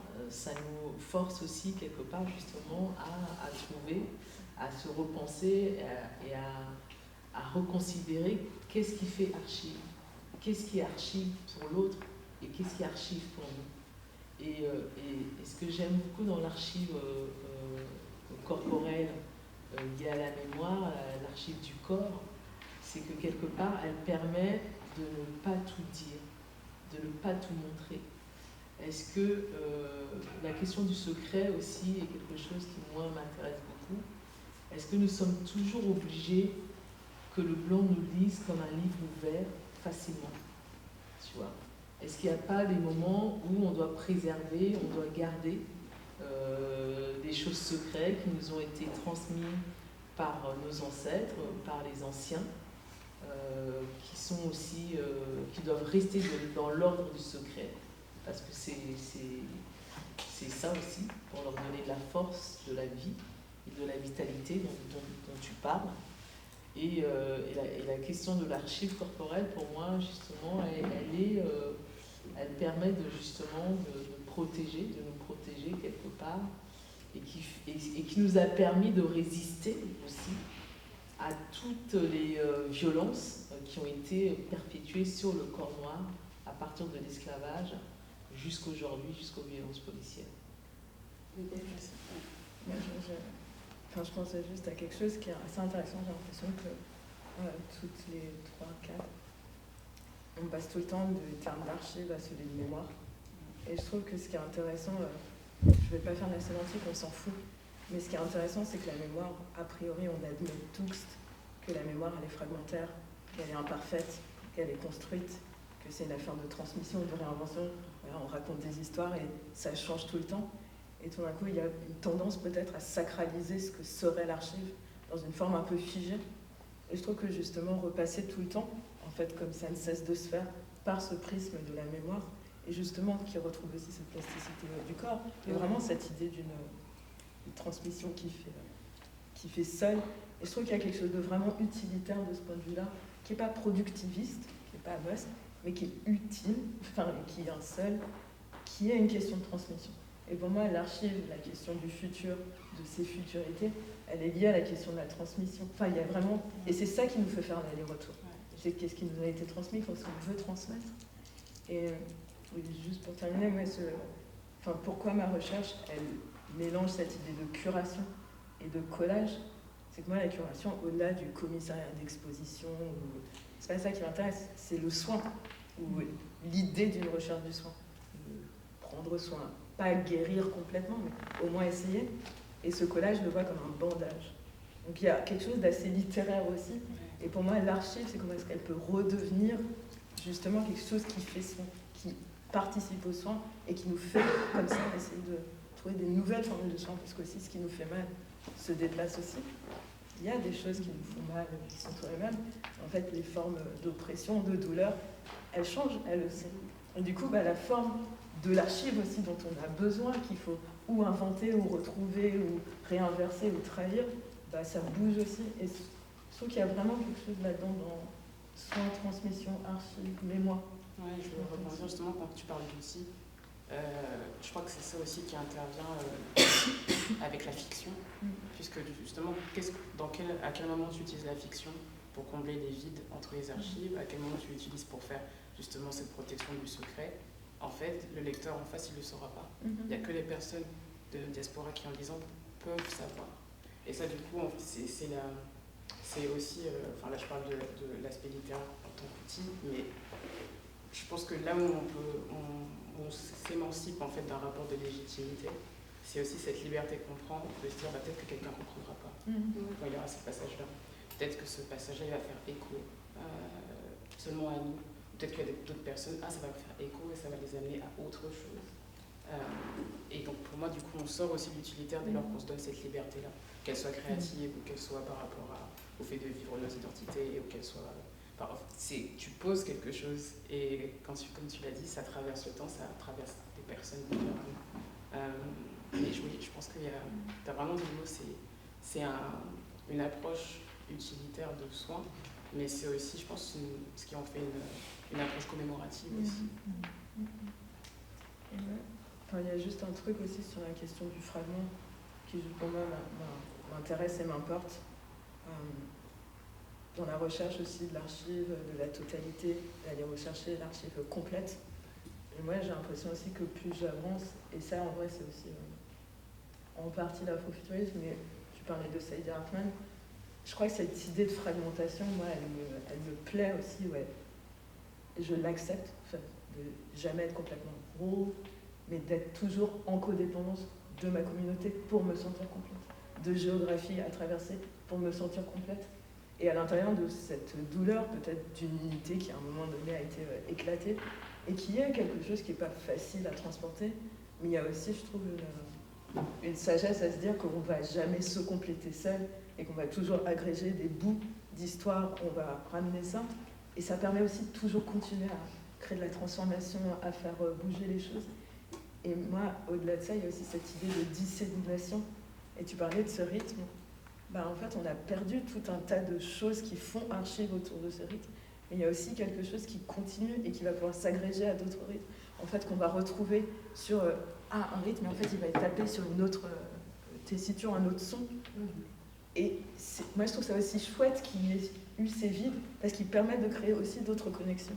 Et peut-être aussi de ne pas risquer de tomber dans une volonté de recréer non plus la mémoire, et de la commémoration, mais aussi du patrimoine à notre tour. Mais surtout, il y a aussi la conservation dont on n'a pas connaissance aussi. Ouais. Quand tu vois qu'il y a des rituels justement qui n'existent plus au Congo, mais qui existent au Brésil, aujourd'hui en 2024. On est là. Vraiment. On est là. Vraiment. Bah oui. Non, j'ai trop aimé ton Bah oui, moi je suis d'une terre, par exemple, dont une des manifestations aussi importantes que Samba, ça s'appelle Congada. Imagine, si on n'est pas là. Bien sûr qu'on est là. Et ça, c'est aussi, je pense, je ne voulais pas interrompre, c'était juste pour dire qu'on est là. C'était juste une, ouais. Mais c'est plus qu'on est là, on a gardé ça. Oui. Parce que c'est ça aussi, comme on parlait de déplacement aussi. Et ça aussi, donc ce qui aurait pu être vécu comme de la perte, ça n'existe plus dans le pays natif. En fait, ça existe toujours. C'est juste que ça s'est déplacé. Et en fait, tu peux le ramener et tu peux l'échanger et tu peux le faire vivre. Et du coup, des connexions dont tu parles, c'est aussi des rencontres. Et en même temps, à l'intérieur de cette trajectoire, je me dis, moi j'ai aussi envie de me dire que c'est aussi différent, que c'est aussi agrégé d'autres choses. Et moi, c'est ça aussi qui m'intéresse. Oui. C'est justement de jamais retomber dans un... Ça s'est déplacé, mais du coup, je sais pas, tu mets quelque chose au sol, ça attrape plein de trucs au passage qui sont différentes. Et c'est une poursuite, mais c'est jamais une sorte de même je sais pas, rigide, enfin, De pureté. ouais, Ouais, et ça ouais. c'est aussi important. Et même entre guillemets, les accidents, c'est aussi un principe vital. Donc, tout ce qui se passe, il y a une question, c'est pas pour dire ah, quel monde merveilleux, tout va comme il faut que ça soit, c'est pas ça. Mais la transformation, je dirais même, avant la question de l'accident, le mouvement, on est en paix avec le mouvement. Ça, c'est une chose. Genre, c'est pas... Et il y a quelque chose qui distingue comment le mot conserver va être vécu pour nous et pour les autres. Pour nous, conserver, c'est maintenir un mouvement. Tradition, c'est un mouvement. La tradition, elle n'est pas quelque chose que tu mets dans un tiroir, tu prends de la poussière, tu fais...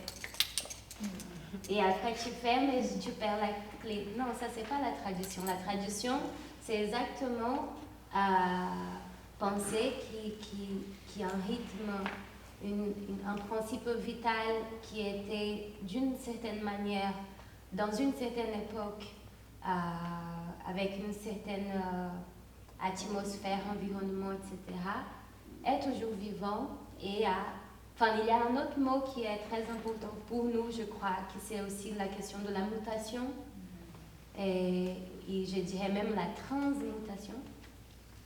Et j'aimerais juste revenir sur une chose aussi que Laura a dit, c'est aussi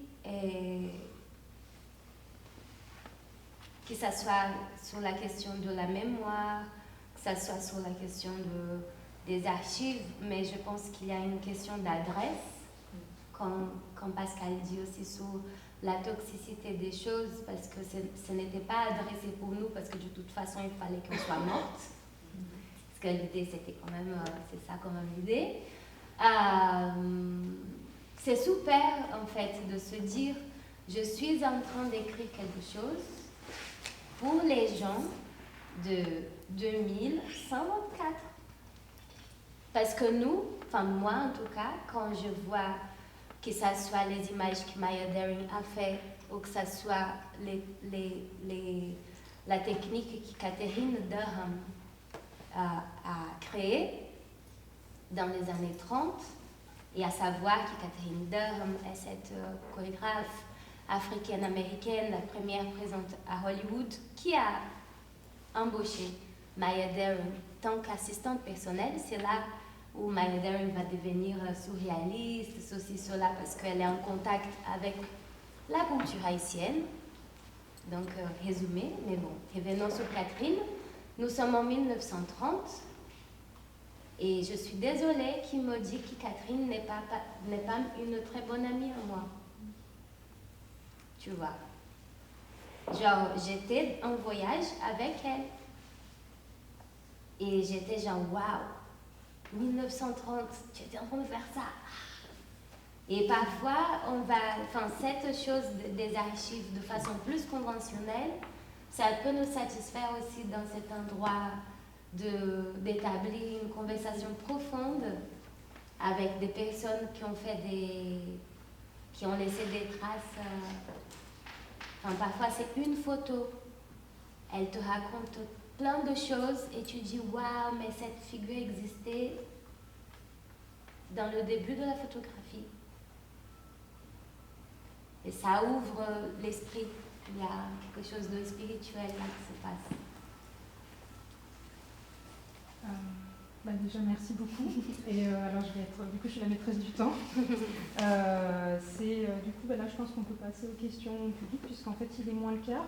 En fait, c'est-à-dire qu'il y a une programmation à 16h15. C'est ce que j'allais dire, en fait, c'est d'avoir quand même un petit temps, peut-être de 15 minutes ouverte au public pour pouvoir un peu rebondir sur les choses passionnantes que vous avez dit. Et donc effectivement, à 16h15, en fait, à Orson Welles, donc du coup à la salle Orson Welles, à la Maison de la Culture, il y a donc une séance de court-métrage qui sera présentée par Alexandre, donc avec qui j'ai programmé pour Futurisme et Futurisme africain. Et je vous invite à aller voir cette belle séance donc à 16h15, mais en attendant, on peut faire un petit échange quand même, parce que ça pourrait être intéressant. Et évidemment, ça peut continuer de manière plus informelle, voilà, au fur et à mesure des jours, quoi. Et donc c'est une séance court-métrage avec 4 cours. Et du coup, on va peut-être prendre au moins une question. Au moins une. Et ensuite, à 16h, pour avoir le temps de se diriger vers la maison de la De culture. souffler pour qui veut voir Voilà. ce film. Qui sera le Rosé.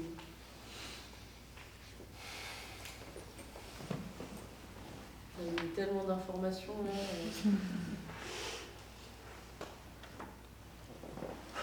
Vraiment Je m'en fais. Déjà, merci beaucoup pour toutes les informations qui ont été données. Et c'est une question qui peut être plutôt d'ordre personnel.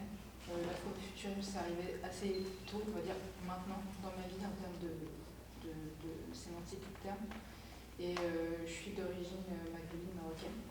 Et je vois qu'on parle de l'afrofuturisme, de la culture noire.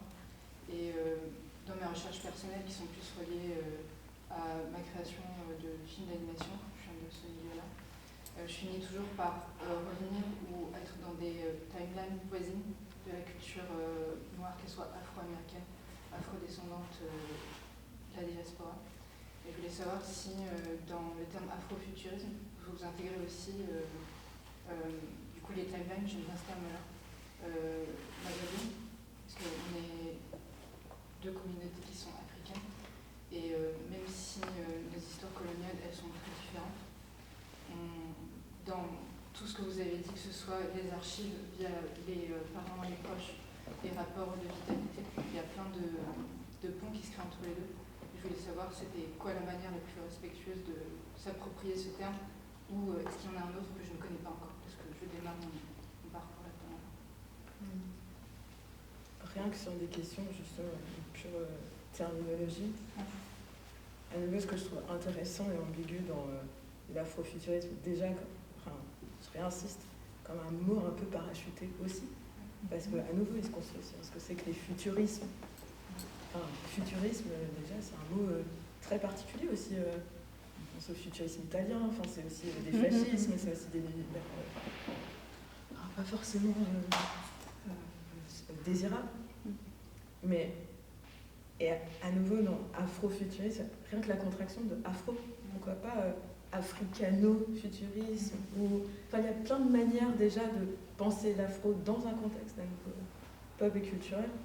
Et après, l'afrofuturisme a aussi ouvert à des latina-futurismes, à des sino-futurismes, à des arabo-futurismes, à des nord-africano-sino-futurismes. Ce qui est intéressant, c'est à la fois un besoin toujours aussi de se réunir autour d'un terme, d'une histoire, d'une timeline, pour reprendre un terme très particulière, mais aussi une manière pour moi de penser que ce sont les mêmes choses au sens de c'est à nouveau une méthodologie en action et qui dépasse le terme. Parce qu'à nouveau, penser pareil, indigenous futurism. En fait, depuis que des communautés sont des communautés, elles se projettent, elles transmettent, elles fabriquent des archives, elles reconstruisent des archives, des histoires. Du coup, je ne sais même pas si moi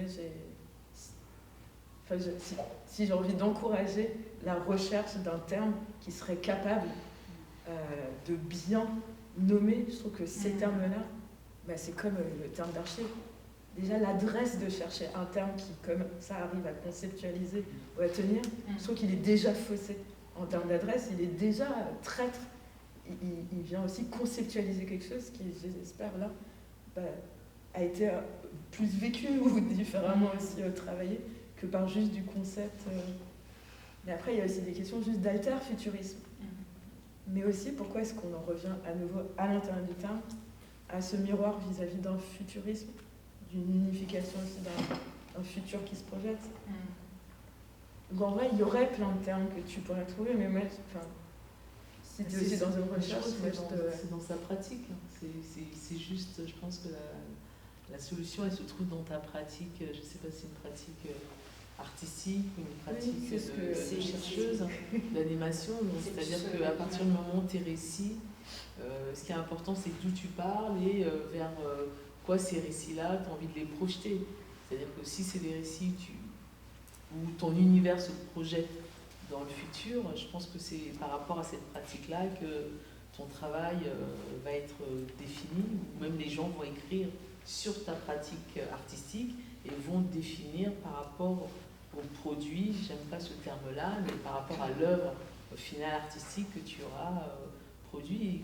Qu'est-ce qui fait science-fiction aujourd'hui, tu vois, si on se pose cette question-là? Donc ça veut dire ton film d'animation, et ben pour les gens qui ont une expertise, qui ont l'habitude d'écrire, de travailler, de programmer même des films de science-fiction, des films de genre, parce qu'il faut qu'on rentre dans une case. Dans le monde occidental, c'est un peu ça, hein, les chaînes de télé, les programmateurs, etc. Donc si ta production artistique fait qu'on te classe dans la science-fiction ou dans une forme si tu as des codes, par exemple, il y a certains qui disent regardant ce film, il y a des codes très afrofuturistes qui ressemblent à un tel, donc on te classe dans ça. C'est comme pour la musique, hein. Quand tu es artiste et que tu fais un certain style de musique, tu ne sais pas encore le style de musique que tu fais, tu cherches, tu expérimentes. À la fin, quand tu le proposes au grand public, c'est le grand public qui juge et qui te dit toi tu fais du hip-hop ou tu fais pas du hip-hop, tu fais autre chose. Mais aussi pour finir ma phrase, moi j'ai surtout envie de t'inviter à aller chercher dans toutes les formes qui n'ont pas le nom, mais toutes les formes qui juste t'intéressent, parce que c'est là que tu trouveras aussi vraiment comment faire correspondre ces différentes timelines par des petits bouts. Mais je crois que c'est vraiment là qu'il faut continuer et que c'est ça qui est intéressant en fait. Et que ça en soi, c'est un afrofuturisme, c'est un arabo-futurisme, c'est un latina-futurisme, c'est un alter-futurisme. Et peut-être il y a des gens qui t'attendent. Parce que par exemple, pour revenir sur Catherine, par exemple, où toutes les personnes, les personnes qui ont déjà passé sur cette planète et qui ont fait des œuvres très spécifiques, pas du tout compris à une certaine période, ou n'étaient pas compris dans une certaine géolocalité aussi, parce que parfois on est ici, on est à Amiens, et si vous venez quelque part au Brésil, tout de suite les gens vont dire ne prends même pas le temps ou bien ailleurs, parfois c'est juste un truc de déplacement, mais aussi le fait de s'adresser, parfois on a besoin de s'adresser à la vision qu'on a déjà, ou la vision qui a été chuchotée pour toi et qui a besoin de réexister. Parce que du coup, je ne sais pas vous, mais moi je ne serais pas là si j'étais satisfaite des visions qui sont là. Moi, je n'existerais pas du tout. Zéro. Si c'était un truc qui autorise ou pas des existences, jusqu'à présent, la plupart de nous n'existent pas encore. Donc il y a aussi quelque chose de tout de suite de super pouvoir. C'est pas la science-fiction, mais c'est le fantastique, c'est un autre genre. Donc je sais pas, je pense que c'est cool de se dire waouh et tout, c'est très très formel, très, il y a des thèses, il y a des programmes entiers, ça peut afrofuturisme, mais tu peux aussi. Oui, aussi quand on parle de rencontres, je pense aussi, et je le précise parce que je pense qu'avec les réseaux sociaux, c'est très facile de rester à distance, mais aller parler aux personnes, en fait, aux autres artistes. Et je pense que les anecdotes parlent beaucoup, donc je finirai sur ça. Quand je suis allée pour la première fois au Brésil, j'ai rencontré Sandra Menenes, qui est une autrice afro-brésilienne d'afrofuturisme. Et son livre n'est pas traduit en France, mon livre n'est pas traduit au Brésil, on se rencontre. Je lui pitch, comme je vous ai dit, comme j'ai fait au début de cette table de Jean Brûlé, et elle me dit est-ce que ton personnage principal fonctionne en communauté, dans sa quête, ou seul? On m'avait jamais posé la question. Et donc en discutant avec elle, je comprends que c'est un code occidental de la quête. ce truc du héros Hercule qui va faire des preuves, etc. Et que du coup, il y a des codes aussi dont on n'a pas forcément conscience parce que c'est un genre en mutation, l'afrofuturisme ou tous les futurismes qu'on a cités. Il y a des codes en fait, qu'on découvre aussi en se rencontrant, en voyant la pratique de d'autres personnes. Donc de pas hésiter, pas juste regarder de loin, parce que ça peut être tentant, juste de lire la production de quelqu'un, ou de regarder juste le film, etc. Mais parler aussi avec cette personne de ce que tu fais, et mettre en confrontation ce que tu fais avec sa pratique aussi à cette personne. Merci. Et je vais juste dire que, en tant que programmatrice, donc moi je suis algérienne, et du coup il y aura dans les séances de court-métrage, il y a un film marocain. Il y a une séance qui est en partenariat avec En Temps Réel, qui est du coup un festival qui a lieu à Paris et dont le directeur artistique Geoffrey Spénaud a fait une séance spéciale où il y avait le film de Marina, donc Seul in the Dark, mais il y avait aussi 3 autres courts-métrages qui viennent justement ouvrir en fait. C'est-à-dire une programmation, ça a un nom, donc forcément on a dû s'arrêter sur ces noms-là. Après j'ai fait exprès de les écrire au pluriel et de rajouter futurisme africain, même si je me suis fait aussi la réflexion que futurisme a quand même une connotation dans le monde de l'art, en fait, approche des fascismes quand même, donc voilà, ce n'est pas, voilà, il y a toujours de l'imperfection, hein, il faut toujours imaginer que tout ça c'est en mouvement. D'ailleurs c'est pour ça aussi que ça me parle beaucoup, hein, cette idée de corpus non défini qui continue, c'est-à-dire à la prochaine programmation il y aura d'autres noms, il y aura d'autres mots. Les mots sont là uniquement pour pouvoir être inscrits, c'est plus simple pour pouvoir les présenter. Néanmoins, j'ai eu à cœur, et en tout cas Geoffrey aussi, quand il avait fait cette section au sein de En Temps Réel, de faire venir justement des artistes qui sont donc, du coup d'Afrique du Nord aussi. D'ailleurs, la séance s'appellera Noura Futurisme, en référence du coup à Nour, donc le mot arabe pour dire donc lumière. Et voilà, en fait, là, la séance que vous allez voir, c'est Afro Solar, qui fait référence aussi au solar punk. Enfin, voilà, c'est un peu des jeux qui se sont un peu insérés à des endroits. Évidemment, les programmations, voilà, c'est pas des thèses, donc je peux pas les écrire, c'est pas des livres entiers. Voilà, c'est comme ça que ça s'est fait. Mais en tout cas, voilà, il y a des aspérités, il y a des ouvertures. Et j'ai trouvé les réponses extrêmement bien. Mais voilà, je voulais aussi donner cette petite indication que là, il y aura un film marocain en amazigh. Donc en fait, il y a d'autres choses aussi indigènes qui se jouent même en Afrique du Nord et qui sont réprimées, les langues, les peuples, les cultures. Voilà, donc et peut-être que l'Afrique du Nord ne soit pas toujours, même si il y a une histoire commune avec le Moyen-Orient. Enfin, voilà, il y a beaucoup de choses comme ça qui se passent. Mais je voulais un peu donner cette petite invitation. Mais qui d'ailleurs va venir clôturer la conversation, je pense, parce que il est César. merci beaucoup. Vraiment.